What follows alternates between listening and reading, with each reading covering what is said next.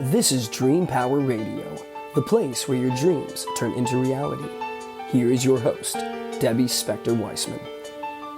Hello, hello, hello, and welcome to Dream Power Radio.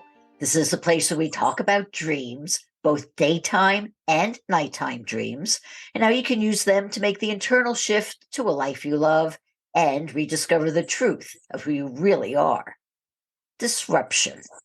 It's a word that's been bandied about a lot these past few years. In business, there are the companies that advocate disruption in the way we handle our communications, transactions, and manufacturing processes. In politics, it's totally upended how local and national representatives see their function in government. But disruption is also something that can refer to our personal behavior, and that's the mission of my guest today. Patricia Lindner is a spiritual career alchemist, creative instigator, and healer who sees one of her missions as disrupting our patterns of shame, guilt, and fear. She's the founder of the Compass from Within program, and we're going to find out why she says she's not your average run-of-the-mill coach. Welcome to Dream Power Radio, Patricia. Thank you, Debbie. Hello. Thank you for having me on the show, and thank you for the amazing introduction. I'm so happy to be on the show with you. Oh, well, I'm happy to have you here. But Patricia, what's wrong with the way we think and behave? I mean, why would we need to change the patterns we've created in our lives? Yeah. So this is a really big question, Debbie. And I think this is a question that is for everyone who listens to your show and everyone out there.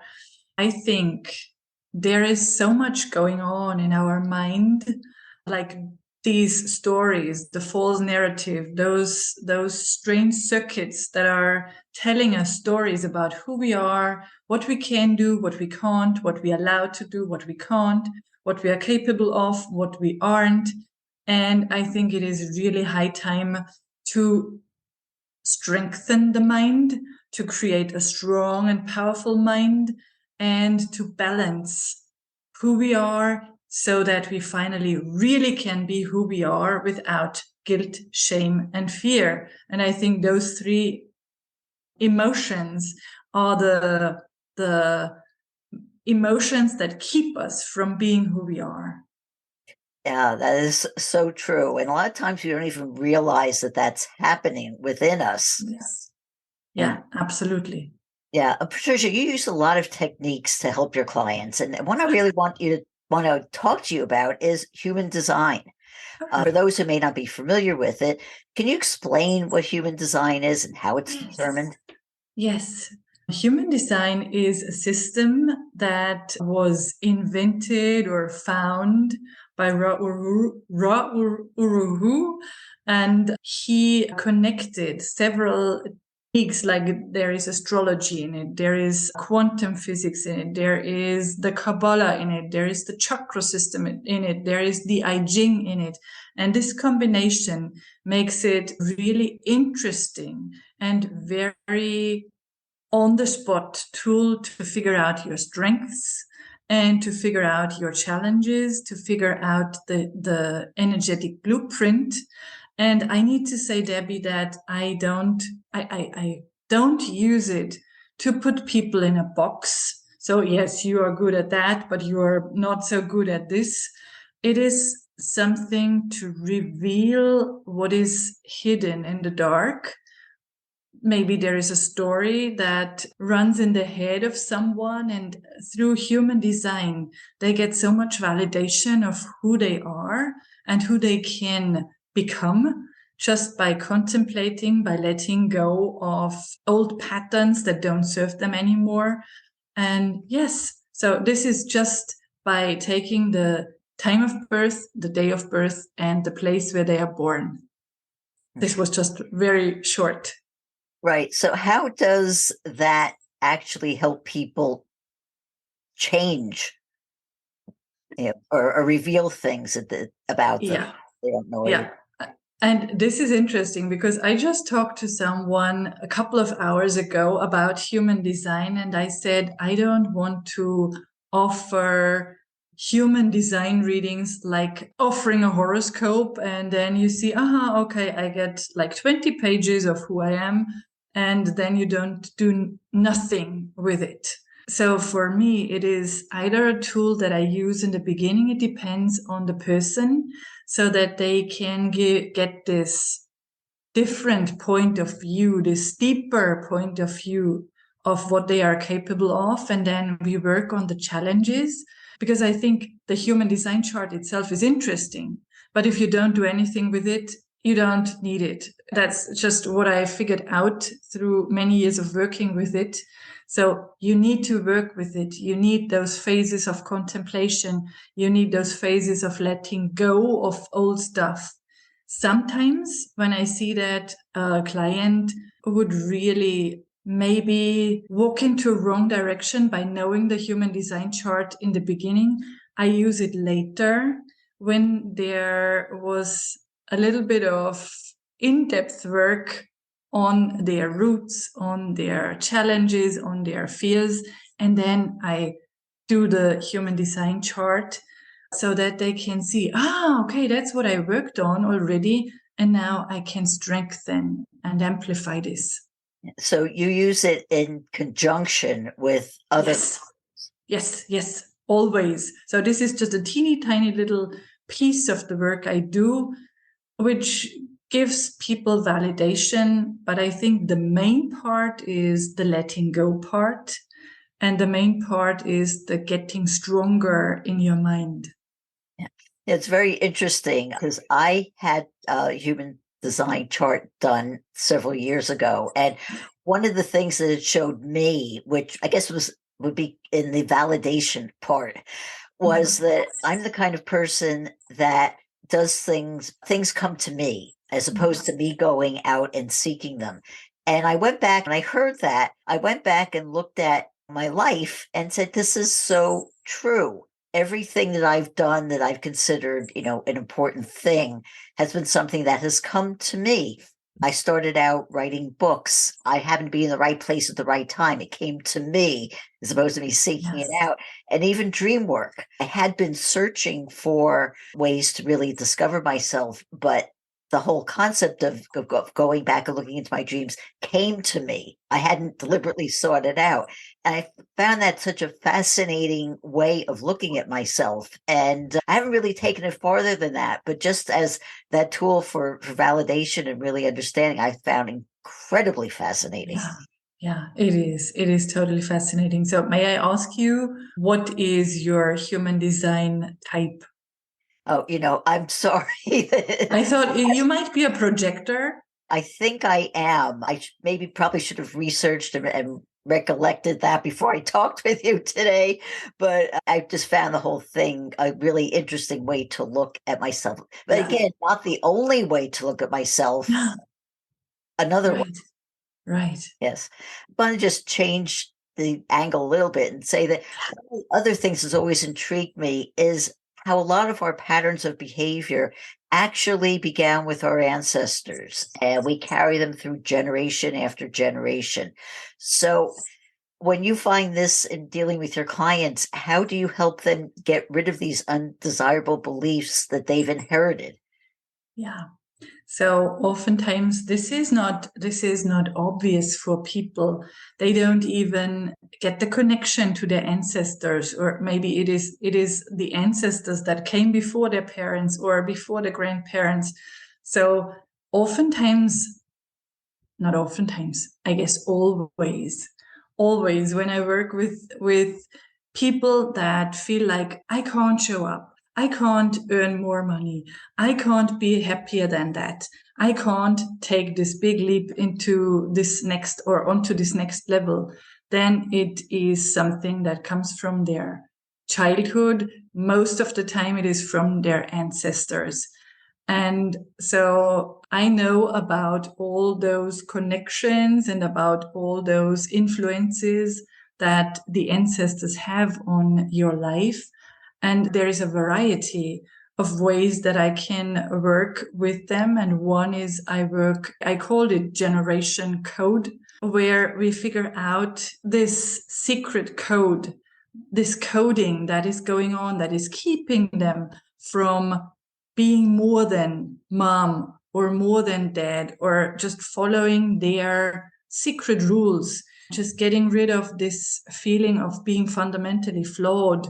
So just diving into that, and I work with psychological methods on this. And then a big part of what I do is I help them declutter their energetic field, their memories by an amazing, incredible, very rapid working method. And I don't know if you heard about it. This is logosynthesis, which is just, this is, and you see that I'm so excited about this because it really helped me a lot. It is just getting rid of this frozen energy, the patterns that don't serve you, just by applying 3 sentences. It's the power of the word, the spoken word. And after those 3 sentences, people feel like, and this is what they always say, now I feel like so much lighter. There is so much ease. Why did I worry about that? Did I really say that I can't do that? Really? And this is so fascinating to liberate them from their blockages in such an incredibly easy way, without re-traumatizing them, without thousands and thousands of psychological sessions. They oftentimes don't even know what the pattern is or what the story was, something from the subconscious, and we can liberate their soul, so to speak. So are you going to tell us what those words are? Yeah, so this is like a formula, and it is, you look for the root cause, or if it is something like they are afraid of spiders, this is easy. Then you work with this picture of the spider, the hairy spider, maybe black, brown, whatever. Or if it is a picture that comes to their mind, some stories from the past with their parents, with their grandparents, with their teachers, then we use this as the root cause of what is blocking them. And you fill in this blank of, I retrieve all the energy bound up in this picture, in this story, in this sentence, in this whatever, and take it back to the right place in myself. And then the next sentence lets all the energy that is not theirs, that is in their field, in their body, in their space, go back to the person, the situation, to whatever, where it really belongs to. And in the third sentence, we delete all the learned, the repeated reactions to this thing or sentence or blockage. And then after those 3 sentences, they really feel liberated. So it is just getting their energetic field free from blockages. And I always think of this picture of decluttering this attic that looks like an old and dusty museum. And when the energy is no longer bound in something, in a person, in a memory, then you have all this energy to create your dream life, as we talk about dreams. Uh-huh. And so you have so much more energy to really create what you want to create. So do they have to repeat this statement, or is it only you take it once and it's done? Or no, they repeat it. So I highly recommend closing the eyes. So that's what I do, because then I can really get some amazing pictures in my head. And oftentimes that's the same for the clients. They repeat them aloud, and then there is this pause in between.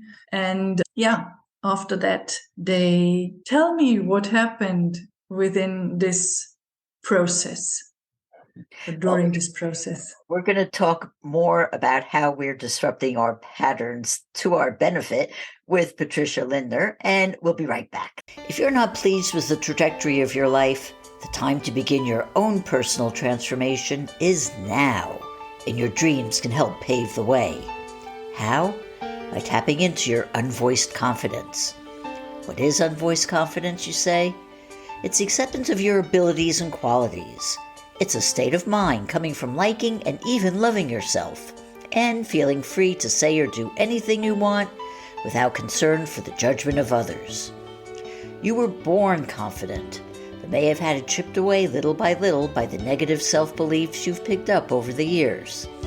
If you're looking for the heightened energy, clarity of thought, and the feeling of being more alive that comes from self-confidence, you can rediscover it by paying attention to your dreams. Need some help doing this? Go to my website, thedreamcoach.net, and sign up for my complimentary dream discovery session. I can help show you how your dreams can help you return to the confident person you were always meant to be. Again, go to thedreamcoach.net.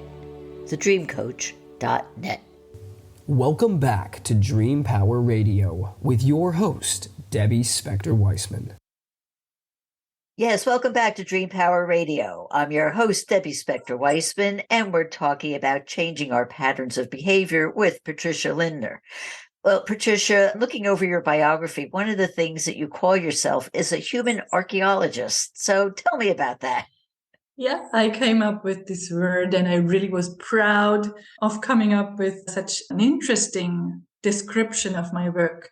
So I thought this is so great because it is digging deeper into the wholeness of who you are, who the people are that I work with. And I thought about archaeology is something that unleashes or lets people discover gems, hidden gems that are hidden somewhere. And sometimes it is a bit dusty and you have to just brush it up a bit. And so I thought this is really going to the roots so that people that work with me can see those hidden gems, can embrace all of who they are, can discover hidden angles and find different perspectives of things that they didn't see, that they didn't appreciate, and they can bring it to the light and be this amazing human being that they are. And so I thought this is human archaeology because I dig into their wholeness. So is this also why you call your program Compass from Within? Because you're digging in? Yes. And I also called it Compass from Within. There is another thought behind that. I don't want to be the person that tells someone, do this, do that, and I have this other idea for you, and why don't you? So I feel that people have everything that they need inside of themselves. And that's what you can read in all the books. But I want to do it really tangible and practical so that they figure out, oh, okay, that's what I love. That's who I am. That's what I want. That's my goal. I could do it like this. They discover their resources on their own. And I'm just their guide. I'm not the one that makes them feel dependent on me. So that's why I thought they have their compass and I just help them find what is inside of them. Yeah, that is such a powerful thought because I find that when people come to their own conclusions, and I do this in dream work and help people understand their dreams, when they understand it, they come to that conclusion. It's more meaningful and more impactful to them. I imagine it's the same for your clients when they have their own aha moments. Right. Like, oh, what's inside them now is visible and outside them, and then they can work with it and see it. Absolutely right. Exactly the same thing for me. Yeah. So can you give me an example of how your techniques have helped people see what's inside them and come to light? Yeah, I can give you several examples. So we talked about logosynthesis. So I had once a lady who could not change her income. She wanted to have more income. And so this is in a connection with her ancestral story, because there was a father who was a gambler and a fraud. And so she had this idea of more money means she is dirty. Everything around money is dirty. And so it was a connection between ancestral work and logosynthesis. And she saw it in beautiful pictures, what was going on. And then all the dirt cleared out.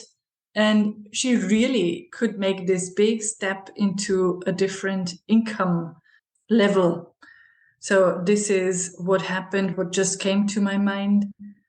Other than that, through the compass from within, I had a lawyer change into a divorce doula, which is an amazing thing.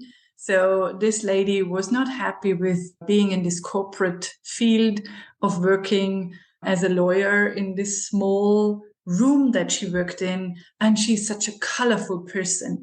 She didn't do what lit her up. And now she is on this way to really, really doing what is her calling. So this happened through this compass from within work. Then I had some people that have really a hard time making decisions and figuring out what is the right answer, what is the next step. And there I use, when people are creative, I use soul art so that they get out of the head and into creation, or sending them on a vision walk, which I love because this is fast and very practical. And when someone wants to just make it up with their head and create lists and it doesn't work, then I say, just let's go on a vision walk, which is a real walk. I take them out of their head into their heart. This is a beautiful meditation. And then I send them out with their question. And I can promise 100% that within 20 minutes, they will find their solution, their right answer, just by being in this meditative state and walking around in their house or in nature, and something shows up. Something shows the right answer because the answer is already inside of them.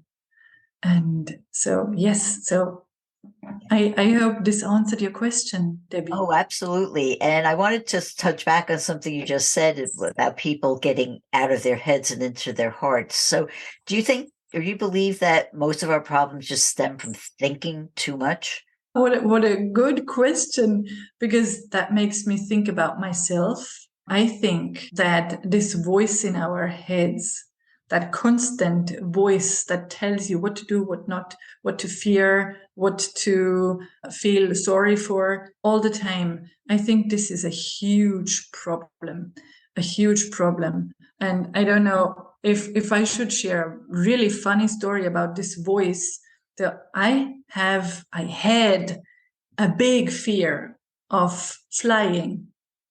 Mm-hmm. Getting onto a plane. And whenever I did this, I always did it. And then I asked myself, why did I do it again? It was like torturing myself, being there, sitting there, victimized with this huge tension. And all of a sudden, I realized this is just in my head. This is in my head. Why do I do that? What is going on? And then I had all those sentences in my head. What could happen? And there is a plane crash. And I could get rid of this by getting out of my head, relaxing, and just celebrating myself for being on this great trip. So I think this is what people suffer mainly from. It's the story in their head and the weak mind that tells them to be sorry, to be frightened, to be guilty because of doing something or not doing something. Yeah. Well, I found that many coaches, and myself included, came into coaching because they discovered something profound and then decided that they felt it was their mission to help others get what they've achieved or that what they've discovered. So what was your aha moment? And tell me about what led that to make you want to be a coach. Yeah. So it is not really a moment. It's an aha phase if something like this exists. So for me, my body was my compass to alignment. And I used to work as a teacher and teacher's trainer in a leadership position, which I really loved. At the same time, something was off and my body constantly produced pain and issues. And all of a sudden, I could no longer work in this area. So I took 1 year off. And so this is the beginning of this epiphany phase that I realized I am constantly in my head. I am chasing one success after the other. I am restless. I am stressed. I am chasing the money. And that's what I realized in this year. And then I also realized that I have been doing all those apprenticeships just for my own personal development within the last 15 years now. So this was 10 years. So this happened 5 years ago. And I thought, why don't I do what really lights me up? Why don't I create my own thing? Why can't I be my own boss? Because I'm a free spirit. I live a life according to what I feel is right and not get all those structures and rules from someone. And so then I used what I learned in all those apprenticeships and I put it together so that I can help others do something similar or just simply help them liberate their minds and liberate their souls from something that is maybe soul-sucking. Well, that is so wonderful. I'm glad that you've been able to do that. Patricia, is there a final thought you'd like to leave with our audience? A final thought. Yes.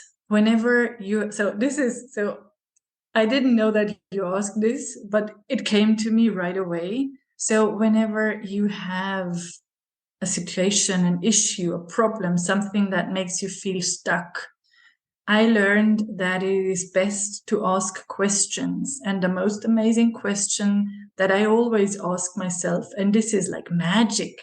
And again, there is so much excitement when I share this. Whenever there is a problem, I don't go into problem solving mode, but I ask, how can it become any better than this?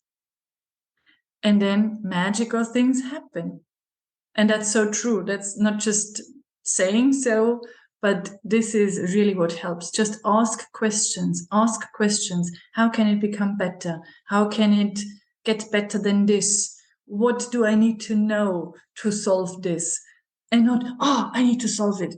Ask questions. This is my great piece of advice that I recently discovered in the last half year. Oh, that is great. Well, Patricia, how can people find out more about you and your work? Yeah, they could go to my website, which is www.patricialindner.com. So there are 2 N's in my name. They find me on social media as well. And I always invite people on a free human design chart reading that is a quick reading, which is on a surface level, but it makes people walk away with some more knowledge and validation. And this is on my website, and I guess you will have it in the show notes as well. Wonderful. Well, Patricia, thank you so much for being on Dream Power Radio today. Thank you so much for having me. It was such a beautiful conversation, Debbie. Thank you. Thank you. We've been speaking with human archaeologist and soul and career alchemist, Patricia Lindner. I hope you've enjoyed today's program. If so, please hit that subscribe button so you don't miss out on any future episodes. Until next time, this is Debbie Spector-Weissman saying, sweet dreams, everybody. You've been listening to Dream Power Radio with your host, Debbie Spector-Weissman. For more information on Debbie or to sign up for her newsletter, go to dreampowerradio.com. This has been Dream Power Radio.